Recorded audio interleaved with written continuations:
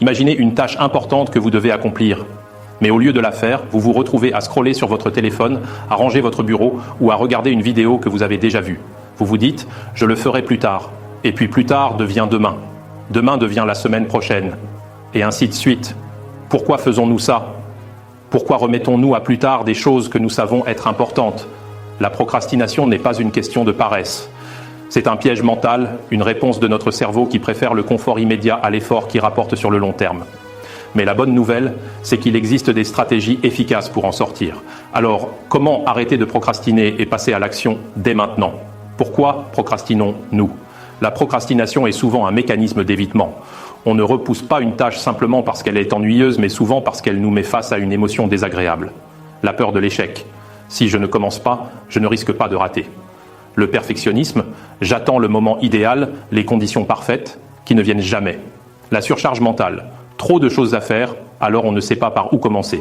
Le manque de clarté, on n'a pas défini un objectif précis, donc on ne sait pas quoi faire exactement. La gratification immédiate, notre cerveau préfère un plaisir rapide, réseaux sociaux, séries, jeux, plutôt qu'un effort qui portera ses fruits plus tard. Mais alors, comment briser ce cycle et reprendre le contrôle? Les effets négatifs de la procrastination.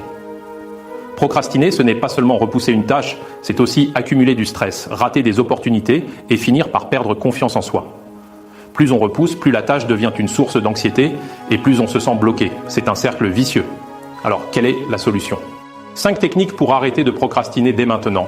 1. La règle des 2 minutes. Si une tâche prend moins de 2 minutes, faites-la immédiatement.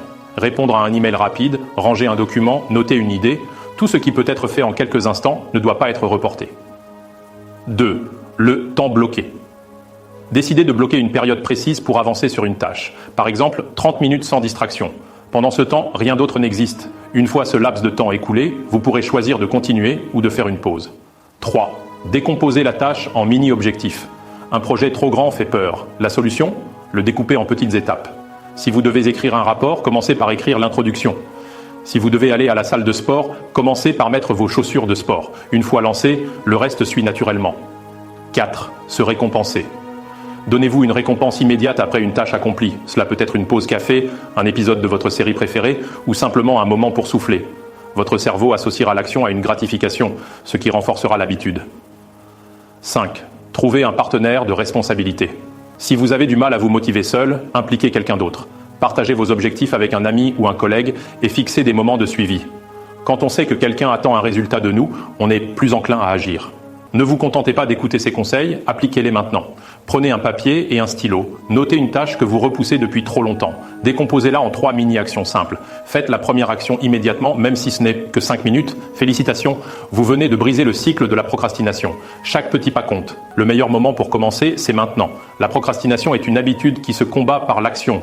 Ne cherchez pas le moment parfait. Commencez avec ce que vous avez, là où vous êtes. Alors, quelle est la tâche que vous allez accomplir dès maintenant ?